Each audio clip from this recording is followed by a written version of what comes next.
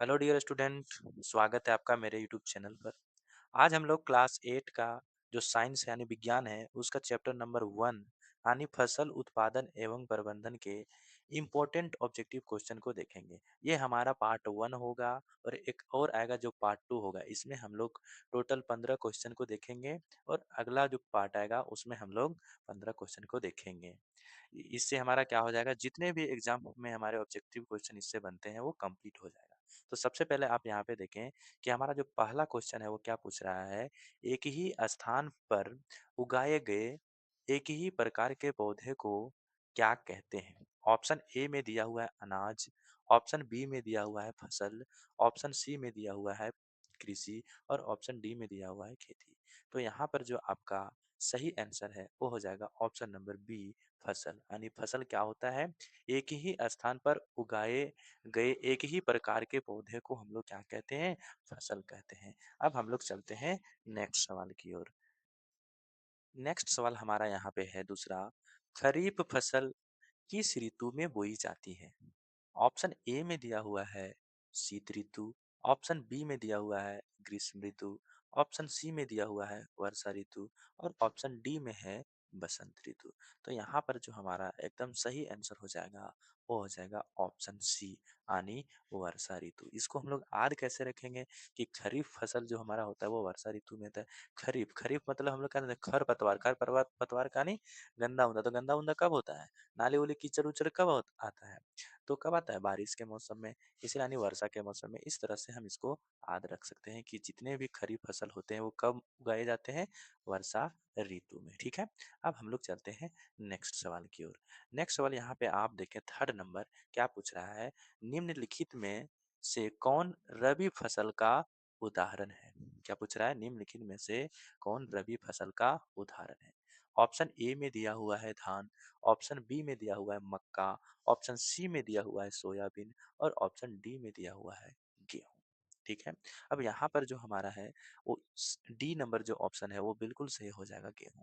अब सर कैसे हम लोग समझेंगे कि रबी फसल जो है वो, जैसे एग्जाम्पल में आता है तो इसमें हम लोग को छाटना होता है कि रबी फसल कौन सा है। तो सीधा सीधी समझना कि वैसे बीज जो दो पार्ट में बट जाए, जैसे हम लोग दो पार्ट में बट जाए। जैसे हम लोग लाहर का दाल लेते हैं तो लाहर का दाल जो हम लोग बनाते हैं उसमें देखते हैं दो पार्ट आता है। तो दो पार्ट में जो निकलता है वो जितने भी दो पार्ट में निकलने वाले सीड्स होते हैं, बीज होते हैं, वो क्या होते हैं, रबी फसल के एग्जाम्पल होते हैं। तो गेहूं जो देखो, गेहूं जो हमारा होता है वो कभी दो पार्ट में बटा हुआ रहता है कुछ इस तरह से। ठीक है। तो यहाँ पर हमारा क्या है, ऑप्शन नंबर डी गेहूं बिल्कुल सही आंसर हो जाएगा। अब हम लोग चलते हैं नेक्स्ट सवाल की ओर। नेक्स्ट सवाल यहाँ पे हमारा 4 नंबर दिया हुआ है, मिट्टी को उलटने पलटने एवं पोला करने की प्रक्रिया को क्या कहते हैं, क्या कहलाती है, प्रक्रिया क्या कहलाती है। ऑप्शन ए में दिया हुआ है निराई, ऑप्शन बी में दिया हुआ है बुआई, ऑप्शन सी में दिया हुआ है जुताई और ऑप्शन डी में दिया हुआ है कटाई। अब यहाँ पे आप समझिए, मिट्टी को उलटने पलटने की बात कर रहे हैं तो बताइए आप लोग, मिट्टी उलटता पुलटता कब है, जब हम लोग उसका जुताई करते हैं। तो ऑप्शन सी जो है वो हमारा बिल्कुल सही आंसर हो जाएगा, जुताई। ठीक है। अब हम लोग चलते हैं नेक्स्ट सवाल की ओर। नेक्स्ट सवाल हमारा यहाँ पे जो 5 नंबर है वो क्या पूछ रहा है, बुआई के लिए इस्तेमाल किए जाने वाले आधुनिक उपकरण क्या पूछ रहा है, आधुनिक उपकरण कौन सा है। ऑप्शन ए में दिया हुआ है हल, ऑप्शन बी में दिया हुआ है कुदाली, ऑप्शन सी में दिया है कल्टीवेटर और ऑप्शन डी में दिया हुआ है, क्या दिया हुआ है, सीड ड्रिल। तो आधुनिक कहने का मतलब है जिसको हम लोग मशीन कुछ औजार यूज करके यानी मशीनी टाइप का हम लोग उपकरण यूज करके उसको हम लोग बो रहे हैं। तो हम लोग हल तो देखते हैं कि चलो पुराना जमाना का, कुदाली भी हम लोग घर में होता है तो पुराना जमाना का हो गया। कल्टीवेटर थोड़ा नया है, लेकिन और भी नया क्या है हमारा, ऑप्शन नंबर डी यानी सीड ड्रिल जो मशीन होता है वो क्या है, हमारा बुआई का आधुनिक उपकरण है। यानी यहाँ पे ऑप्शन नंबर डी बिल्कुल सही आंसर हो जाएगा। अब हम लोग चलते हैं नेक्स्ट सवाल की ओर। नेक्स्ट सवाल यहाँ पे हमारा 6 नंबर जो है वो क्या पूछ रहा है, मिट्टी मिट्टी में पोषक तत्वों की कमी को दूर करने के लिए क्या मिलाया जाता है। ऑप्शन ए में दिया हुआ है जल, ऑप्शन बी में दिया हुआ है उर्वरक, ऑप्शन सी में दिया हुआ है कीटनाशक और ऑप्शन डी में दिया हुआ है इनमें से कोई नहीं। तो यहाँ पर जो हमारा सही आंसर हो जाएगा वो क्या हो जाएगा, ऑप्शन नंबर बी उर्वरक। क्यों? क्योंकि हम लोग जो खाद वगैरह जब डालते हैं, जब हमारा जो मिट्टी में जब उर्वरक कम हो जाता है, तो उसमें हम लोग खाद डालते हैं ताकि खेती उपजाऊ हमारा अधिक हो। इसलिए हमारा यहाँ पे ऑप्शन नंबर बी बिल्कुल सही हो जाएगा, उर्वरक। क्या मिलाया जाता है तत्वों में? उर्वरक मिलाया जाता है, ठीक है? अब हम लोग चलते हैं नेक्स्ट सवाल की ओर। नेक्स्ट सवाल यहाँ पे हमारा दिया हुआ है, उर्वरक उर्वरक का उत्पादन कहाँ होता है? उर्वरक का उत्पादन कहाँ होता है? ऑप्शन ए दिया हुआ है खेतों में, ऑप्शन बी दिया हुआ है घरों में, ऑप्शन सी दिया हुआ है फैक्ट्रियों में और ऑप्शन डी दिया हुआ है जंगलों में। तो यहाँ पर हमारा जो सही आंसर हो जाएगा, ये हो जाएगा ऑप्शन नंबर सी, यानी फैक्ट्रियों में। जो भी हमारा खाद वगैरह यूरिया डीएपी हम लोग जो डालते हैं, वो उर्वरक है, और वो उर्वरक कहाँ बनता है? फैक्ट्री में ही बनता है। हम लोग गोबर वाला जो बनाते हैं वो तो घर का होता है, प्राकृतिक होता है। लेकिन जो हम लोग ये उर्वरक वगैरह जो लाते हैं, खाद वगैरह, वो कहाँ से लाते हैं? फैक्ट्री का बना हुआ, यानी इसका ऑप्शन नंबर सी बिल्कुल सही आंसर हो जाएगा। अब हम लोग चलते हैं नेक्स्ट सवाल की ओर। नेक्स्ट सवाल यहाँ पे हमारा देखिए, जो 8 नंबर है वो क्या पूछ रहा है, इनमें से कौन-सा प्राकृतिक खाद्य का उदाहरण है? प्राकृतिक खाद का उदाहरण है। ऑप्शन ए में दिया हुआ है यूरिया, ऑप्शन बी में दिया हुआ है पोटाश पोटाश, ऑप्शन सी में दिया हुआ है vermi vermi compost vermi compost और ऑप्शन डी में दिया हुआ है सुपर फॉस्फेट। क्या दिया हुआ है? Super phosphate. तो यहाँ पर हमारा जो ऑप्शन नंबर सी है, वो बिल्कुल सही ऑप्शन हो जाएगा, यानी वर्मी कंपोस्ट। क्या हो जाएगा? वर्मी कंपोस्ट हमारा क्या है? प्राकृतिक खाद है। ठीक है? अब हम लोग चलते हैं नेक्स्ट सवाल की ओर। नेक्स्ट सवाल हमारा यहाँ पे 9 नंबर है, राइजोबियम बैक्टीरिया किस फसल के जड़ों में पाए जाते हैं?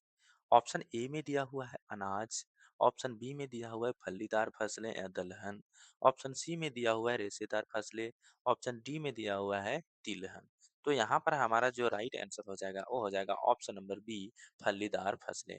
फलीदार फसलें में क्या होता है? राइजोबियम बैक्टीरिया पाया जाता है। क्या पाया जाता है? Rhizobium bacteria. अब हम लोग चलते हैं नेक्स्ट सवाल की ओर। नेक्स्ट सवाल हमारा यहाँ पे दिया हुआ है 10 नंबर, खेतों में जल देने की प्रक्रिया को क्या कहते हैं? खेतों में जल देने की प्रक्रिया को क्या कहते हैं? ऑप्शन ए में दिया हुआ है निराई, ऑप्शन बी में दिया हुआ है सिंचाई और ऑप्शन डी में दिया हुआ है बुआई, नहीं सॉरी, ऑप्शन सी में बुआई दिया हुआ है, ऑप्शन डी में कटाई दिया हुआ है। तो यहाँ पर हमारा जो आंसर, जो हमारा बी है, वो बिल्कुल सही हो जाएगा, यानी सिंचाई। जल डालने की प्रक्रिया को हम लोग क्या कहते हैं? जल देने की प्रक्रिया को हम लोग क्या कहते हैं? सिंचाई कहते हैं। ठीक है? अब हम लोग चलते हैं नेक्स्ट सवाल की ओर। नेक्स्ट सवाल हमारा यहाँ पे 11 नंबर है, सिंचाई का वह तरीका जिसमें पानी बूंद बूंद करके गिरता है। क्या करता है? बूंद बूंद करके गिरता है। उस प्रक्रिया को हम लोग क्या कहते हैं? तो उसको क्या कहते हैं? छिड़काव तंत्र कहते हैं, ड्रिप तंत्र कहते हैं, या रहट तंत्र कहते हैं, या मोट कहते हैं। तो यहाँ पर जो हमारा ऑप्शन बी है, वो बिल्कुल सही आंसर हो जाएगा, ड्रिप तंत्र। क्यों? क्योंकि देखिए, अंदर में जो पाइप डाल देता है, जैसे ऊपर में यहाँ पे एक नली खोल देता है, ऐसे ऐसे ऐसे करके जो चारों तरफ से घूम घूम के पानी फेंकता है, वही तो है। तो वो क्या होता है? ड्रिप तंत्र होता है। ठीक है? अब हम लोग चलते हैं नेक्स्ट सवाल की ओर। नेक्स्ट सवाल हमारा यहाँ पे 12 नंबर है, उसमें क्या पूछ रहा है, खरपतवार हटाने की प्रक्रिया को क्या कहते हैं? ऑप्शन ए में दिया हुआ है कटाई, ऑप्शन बी में दिया हुआ है निराई और ऑप्शन सी में दिया हुआ है थ्रेसिंग, ऑप्शन डी में दिया हुआ है जुताई। तो यहाँ पे आप हमको बताइए कि खरपतवार हटाना है मतलब ना ना ना ना, तो यहाँ पे हमारा ऑप्शन बी क्या हो जाएगा? बिल्कुल सही हो जाएगा, यानी निराई। न से निराई यानी हटाना। ठीक है? अब हम लोग चलते हैं नेक्स्ट सवाल की ओर। तो नेक्स्ट सवाल हम लोग यहाँ पे देखें, 30 नंबर यानी 13 नंबर है, वो क्या पूछ रहा है, निम्नलिखित में से कौन एक खरपतवार नाशी है? खरपतवार नाशी है ना, घर में जब हम लोग धान की खेती करते हैं तो उसके पहले हम लोग उसमें जो घास होता है उसको हटाने के लिए हम लोग एक खरपतवार नाशी डालते हैं, लिक्विड टाइप का। तो यहाँ पे पूछ रहा है कि इनमें से कौन एक खरपतवार नाशी है? ऑप्शन ए में दिया हुआ है एनपीके, ऑप्शन बी में दिया हुआ है यूरिया, ऑप्शन सी में दिया हुआ है 2,4-D और ऑप्शन डी में दिया हुआ है कॉपर सल्फेट। तो यहाँ पर जो हमारा आंसर हो जाएगा, ये ऑप्शन नंबर सी हो जाएगा, 2,4-D। क्या हो जाएगा? 2,4-D। ठीक है? अब हम लोग चलते हैं नेक्स्ट सवाल की ओर। नेक्स्ट सवाल यहाँ पे हमारा 14 नंबर दिया हुआ है। क्या दिया हुआ है? कटी हुई फसल कटी हुई फसल से दानों को भूसे से अलग करना क्या कहलाता है? जो कटा हुआ फसल होता है, उसको मतलब जो खरपतवार होता है, उससे हम लोग को अलग करना है, तो उस अलग करने की प्रक्रिया को हम लोग क्या कहते हैं? ऑप्शन ए में दिया हुआ है बुआई कहते हैं, नहीं। ऑप्शन सी में सॉरी ऑप्शन बी में दिया हुआ है कटाई, ऑप्शन सी में दिया हुआ है थ्रेसिंग और ऑप्शन डी में दिया हुआ है भंडारण। तो यहाँ पर हमारा आंसर जो सी है, वो बिल्कुल सही हो जाएगा थ्रेसिंग। क्या हो जाएगा? थ्रेसिंग, ठीक है? अब हम लोग चलते हैं नेक्स्ट सवाल की ओर। नेक्स्ट सवाल यहाँ पे हमारा लास्ट क्वेश्चन जो 15 नंबर है, 15 नंबर, वो क्या पूछ रहा है? कटाई और थ्रेसिंग दोनों कार्य एक साथ करने वाली मशीन है। ऑप्शन ए में दिया हुआ है कल्टीवेटर, ऑप्शन बी में दिया हुआ है कंबाइन, ऑप्शन सी में दिया हुआ है सीड ड्रिल और ऑप्शन डी में दिया हुआ है ट्रैक्टर। तो यहाँ पे देखिए क्या बोल रहा है, कटाई और थ्रेसिंग दोनों करना है, दोनों यानी कंबाइन, दोनों यानी कंबाइन, यानी इसका आंसर ऑप्शन नंबर बी हो जाएगा कंबाइन मशीन। क्या है? Combine machine. तो यहाँ पर हमारा जो क्वेश्चन है वो समाप्त होता है। अब हम मिलेंगे आपको नेक्स्ट पार्ट में, जिसमें हम लोग मोस्ट इम्पोर्टेंट 15 और क्वेश्चन देखेंगे, ठीक है? तो आपको अगर इससे कुछ सीख मिला हो तो चैनल को सब्सक्राइब कीजिए और साथ में लाइक भी कीजिए, ठीक है? Thank you.